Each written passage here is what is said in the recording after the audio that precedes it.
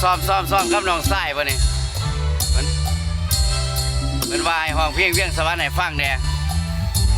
โอ้ยน้ำดิเวียงสวรรค์นั้นงามเทแม่เอ่ยสมดังคำสมเสยเขาเอ่ยกันว่าเวียงทอง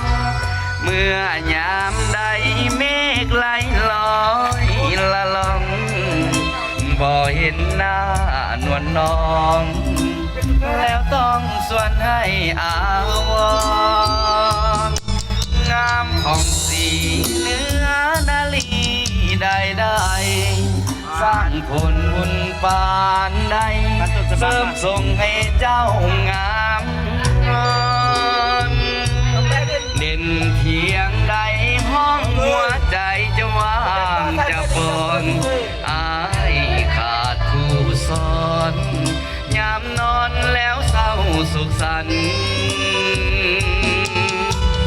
นวลน้องยังสวรรค์คนดีเจ้าเป็นเทพีขวัญเมืองแห่งนี้มานานเนื้อนวลขาวผ่องซ้อมห่วงแก้มเบ่งบานงามยิ่งได้บ่ปานยิ้มหวานละลึงสื่นใจเมืองสวรรค์ปันเจ้าให้งามเด่นแม้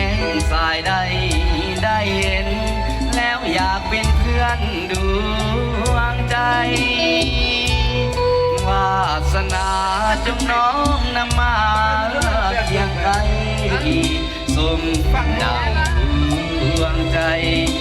ไฟฝันหักนางแน่นอนเอาบอกพิเศษให้เด้อถ้าน้องใส่องค์ไปเด้อเพิ่นว่าพอมาแต่มือขึ้นนี่แล้วแต่ว่าบ่ได้ห้องให้เพิ่นเนาะเพราะว่าข้าวเบียกหลาย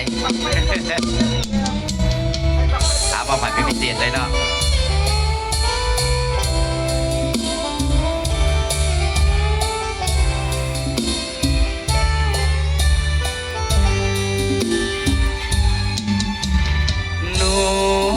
น้องเวียงสวรรค์คนดีเจ้าเป็นเทพีขวัญเมืองแห่งนี้มานานเนื้อนวลขาวผ่องซ้อมห่วงแก้มเบ่งบานงามยิ่งได้บ่ปานยิ้มหวานละลึง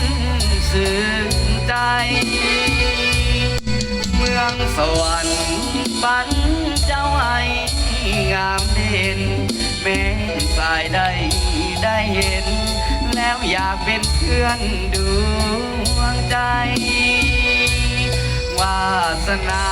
จงน้อมนำมาเคียงไกลสมดังดวงใจไฟฝันหักนางแน่นอน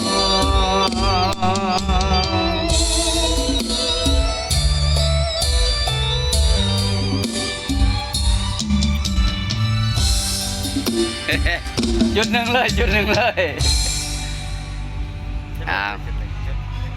มอบให้ทั้งน้องสายเพิ่นเด้อเพลงเวียงสวรรค์เด้อวันนี้อ้ายสิมอบเองมอบให้พิเศษอีกว่าอันนี้เป็นคืนที่2ที่พบพอกันเนาะเขามอบให้ทั้งน้องสายเขาเด้อพร้อมด้วยทีมงานเพิ่นเอาผลงานเพลงบุญคำเพิ่นเด้อจุดหนึ่งจัดให้เด้อ